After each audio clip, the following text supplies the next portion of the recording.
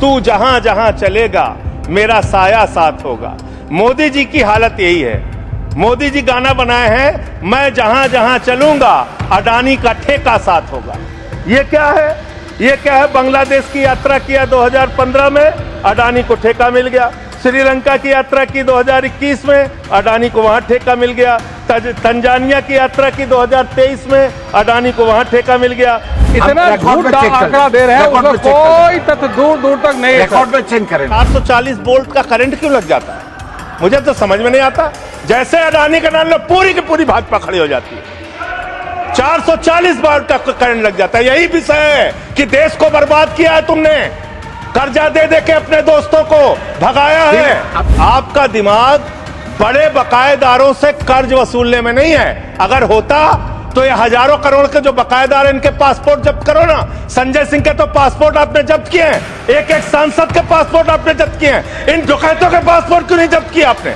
इन डकैतों के पासपोर्ट क्यों नहीं जब्त किए आपने? नहीं जब्त किए।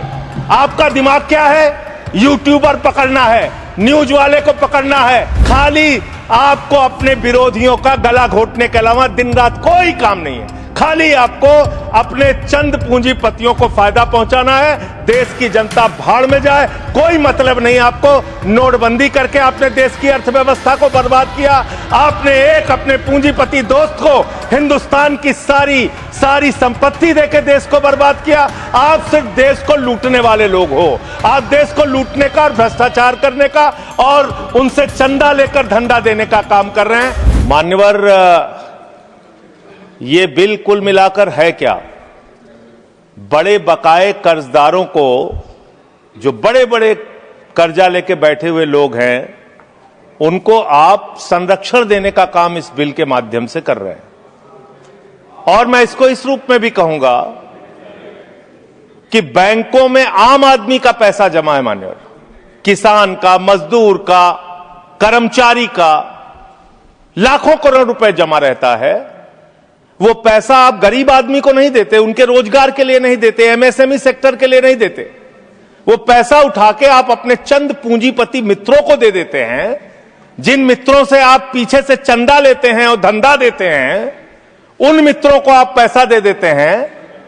और जब वो मित्र आपके डूब जाते हैं तो आप उनको बचाने के लिए ये बिल लेके आते हैं। तो कुल मिलाकर बैंक डकैती को लीगलाइज करने का ये बिल है। बैंकों पर जो डकैती हो रही है आपके दोस्तों के द्वारा, आपके मित्रों के द्वारा, उसको लीगलाइज करने का काम इस बिल के माध्यम से आप कर रहे हैं।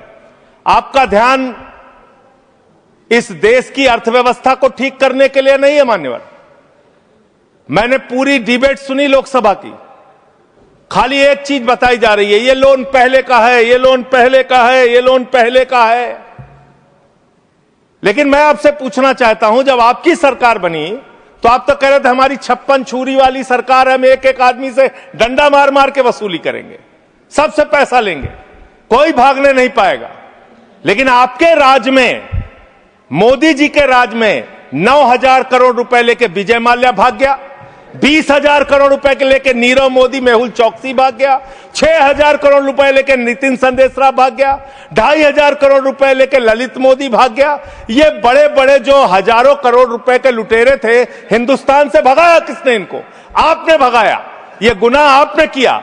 इसलिए आपको देश की अर्थव्यवस्था को ठीक करने का आपकी मंशा नहीं है। आपकी जो 56 छुरी वाली सरकार थी, उन्होंने तो इन लोगों को भगाने का काम किया, इन लोगों को निकालने का काम किया, सेफ पैसेज देने का काम किया। देश की जनता लूटी गई, बैंकों को आपने खाली करने का काम किया। और ऑथेंटिकेट करते हुए मैं आपको बताऊंगा मान्यवर, ये आपका लोकसभा में दिया गया सरकार का उत्तर है, मेरे घर पे नहीं बना। इसमें आप लोगों ने साफ तौर पे बताया है कि आपने करीब करीब 70% कर्जा 5,44,000 करोड़ में से मात्र 1,60,000 करोड़ रुपए आपने कर्जा वसूला और बाकी सब का सब आपने माफ कर दिया। ये तो बड़ी अच्छी स्कीम है आपकी, बहुत अच्छी स्कीम है। यही स्कीम आप किसानों के लिए लाइए, यही स्कीम आप मजदूरों के लिए लाइए, रेहड़ी पटरी वालों के लिए लाइए, छात्रों के लिए लाइए, छोटे दुकानदारों के लिए लाइए और कहिए कि अगर 1 लाख रुपए किसी किसान का बाकी रहेगा 30,000 रुपए दे दे, उसका बाकी कर्जा माफ। कहिए कि अगर 1 करोड़ रुपए किसी दुकानदार का, छोटे व्यापारी का माफ रहेगा, बकाया रहेगा, उससे 30 लाख रुपए लेके 70 लाख रुपए माफ। क्योंकि यही काम तो किया है आपने। आंकड़े पढ़ रहा हूं मान्यवर, ध्यान से पूरे देश को सुनना चाहिए क्या है आपकी असलियत। आपने भूषण स्टील का 54,000 करोड़ रुपए कर्जा बकाया था, 42,000 करोड़ रुपए आपने वसूला, 23% आपने माफ किया। एसआर का, भूषण स्टील का 57,000 करोड़ रुपए बकाया था, 35,000 करोड़ वसूला, 38% आपने माफ किया। 8,000 करोड़ रुपए ज्योति स्ट्रक्चर्स का बकाया था, 55% आपने माफ किया। 91,000 करोड़ जीएचएफएल का बकाया था, 60% आपने माफ किया। भूषण पावर का 48,000 करोड़ रुपए बकाया था, 19,000 करोड़ रुपए वसूला, 60% माफ किया। इलेक्ट्रो स्टील्स का 14,000 करोड़ रुपए बकाया था, 5,000 करोड़ रुपए लिया, 62% आपने माफ किया। मोनेट इस्पात का 11,500 करोड़ रुपए बकाया था, 2,800 करोड़ रुपए वसूला, 75% कर्जा आपने माफ किया। एमटेक का 13,500 करोड़ रुपए बकाया था, 2,700 करोड़ रुपए वसूला, 80% आपने माफ किया। आलोक इंडस्ट्रीज का 30,000 करोड़ रुपए बकाया था, 5,000 करोड़ रुपए वसूला, 83% आपने माफ किया। लैंको इंफ्रा का 47,000 करोड़ रुपए बकाया था, 5,300 करोड़ रुपए आपने वसूला, 88% कर्जा आपने माफ किया। वीडियोकॉन का 46,000 करोड़ रुपए बकाया था, 2,900 करोड़ रुपए वसूला, 94% कर्जा आपने माफ किया। एबीसी शिपयार्ड का 22,000 करोड़ रुपए बकाया था, 12,000 करोड़ रुपए वसूला, 95% आपने माफ किया। आपने श्रीवास्तव इंडस्ट्रीज का 4,800 करोड़ रुपए बकाया था, 320 करोड़ रुपए आपने वसूला, 95% कर्जा आपने माफ किया। मान्यवर, अभी हमारे मित्र पूछ रहे थे हेयर कट क्या है, हेयर कट क्या है, हेयर कट क्या है। हेयर कट का तो मतलब था मामूली सी छूट देनी है, ज्यादा वसूलना है। आपने तो पूरा गर्दन कट कर दिया, पूरा गर्दन कट, यानी कि बड़ा हिस्सा कर्जे का माफ कर दिया और मामूली हिस्सा कर्जे का आपने वसूला। और अगर मैं आपसे ये कहूं कि इसमें आपने रिश्वतखोरी की, भ्रष्टाचार किया, चंदा लेके धंधा दिया, आपने एक ही खाली कंपनी का नाम लूंगा, भूषण स्टील का, जो टाटा को गई, 1,500 करोड़ रुपए का चंदा भारतीय जनता पार्टी को टाटा से इलेक्टोरल बॉन्ड और बाकी चीजों के नाम पे आपको मिले हैं।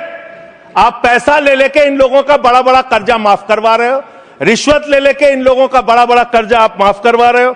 आपका ध्यान देश की अर्थव्यवस्था ठीक करने में नहीं है, पूंजीपतियों को खाली हर तरह से फायदा पहुंचाने में है। एक गाना था मान्यवर, तू जहां जहां चलेगा मेरा साया साथ होगा।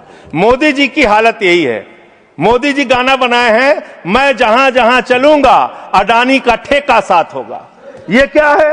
ये क्या है? बांग्लादेश की यात्रा किया 2015 में, अडानी को ठेका मिल गया। श्रीलंका की यात्रा की 2021 में, अडानी को वहां ठेका मिल गया।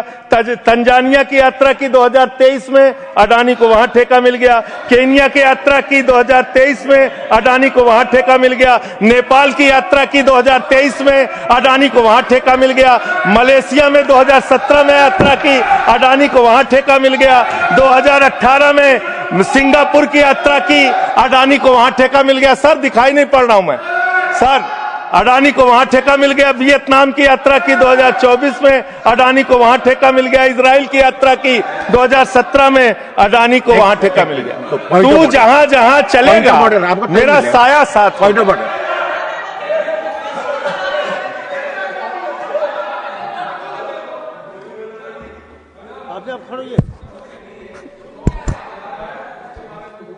कोई भी रिलेवेंट नहीं है। ये जो इरेलीवेंट जो इन्होंने उसको भाषण से निकाला जाए सर, एक्सपेंज किया जाए। कोई दूसरी बात सर, इतना झूठ आंकड़ा दे रहे हैं, उसका कोई तथ्य दूर दूर तक नहीं है। रिकॉर्ड में चेक करेंगे, हम रिकॉर्ड चेक कर लेंगे। हाँ बोले सर, अडानी का नाम सुनते ही लोगों को 440 वोल्ट का करंट क्यों लग जाता है? मुझे तो समझ में नहीं आता। जैसे अडानी का नाम लो पूरी की पूरी भाजपा खड़ी हो जाती है। 440 बार तक करंट लग जाता है। यही विषय है कि देश को बर्बाद किया है तुमने, कर्जा दे दे के अपने दोस्तों को भगाया है। अब बिल पे आइए। आपका ध्यान बड़े बड़े पूंजीपतियों से। मान्यवर मेरा समय जा रहा है मान्यवर मेरा समय जा रहा है, मुझे बोलने दीजिए। मान्यवर आपका दिमाग, हम चेक कर लेंगे। आपका दिमाग बड़े बकायेदारों से कर्ज वसूलने में नहीं है। अगर होता तो ये हजारों करोड़ के जो बकायेदार हैं इनके पासपोर्ट जब्त करो ना। संजय सिंह के तो पासपोर्ट आपने जब्त किए हैं, एक एक सांसद के पासपोर्ट आपने जब्त किए हैं। इन डकैतों के पासपोर्ट क्यों नहीं जब्त किया आपने? इन डकैतों के पासपोर्ट क्यों नहीं जब्त किया आपने? नहीं जब्त किए। आपका दिमाग क्या है? यूट्यूबर पकड़ना है, न्यूज वाले को पकड़ना है, 4 PM संजय शर्मा का बंद करना है, राजीव निगम का फेसबुक बंद करना है, मुकेश मोहन पे मुकदमा करना है। खाली आपको अपने विरोधियों का गला घोटने के अलावा दिन रात कोई काम नहीं है। खाली आपको अपने चंद पूंजीपतियों को फायदा पहुंचाना है। देश की जनता भाड़ में जाए, कोई मतलब नहीं आपको। नोटबंदी करके आपने देश की अर्थव्यवस्था को बर्बाद किया। आपने एक अपने पूंजीपति दोस्त को हिंदुस्तान की सारी संपत्ति देके देश को बर्बाद किया। आप सिर्फ देश को लूटने वाले लोग हो। आप देश को लूटने का और भ्रष्टाचार करने का और उनसे चंदा लेकर धंधा देने का काम कर रहे हैं। मान्यवर, इस बिल का मैं पूरी तरीके से विरोध करता हूं। अंतिम बात कहकर खत्म करूंगा। मान्यवर एनसीएलटी की बड़ी चर्चा हुई। एनसीएलटी में मान्यवर 30, बस खत्म कर रहा हूं, सबको आपने ज्यादा टाइम दिया, मुझे भी 1 आध मिनट दे दीजिए सर। एनसीएलटी में 30,000 केस पेंडिंग है सर, और 270 दिनों में एनसीएलटी को केस का निराकरण करना होता है। एनसीएलटी तो भ्रष्टाचार का गढ़ बन गया है। उनके पास ऊपर से फोन जाता है नेताओं का, इसका इतना माफ कर दो, उसका उतना माफ कर दो। ये अंतिम वाक्य चीफ जस्टिस का मैं बोल के अपनी बात खत्म करूंगा। 48,000 करोड़ रुपए अनिल अंबानी का बकाया था, 430 करोड़ रुपए में सेटलमेंट हो गया। तो सूर्यकांत जी चीफ जस्टिस जी ने कहा, उन्होंने कहा that the insolvency process had become mockery। ये भारत के मुख्य न्यायाधीश का बयान है इंसॉल्वेंसी के बारे में, जिस तरीके से आप लूटखोरी कर रहे हैं। बहुत बहुत धन्यवाद।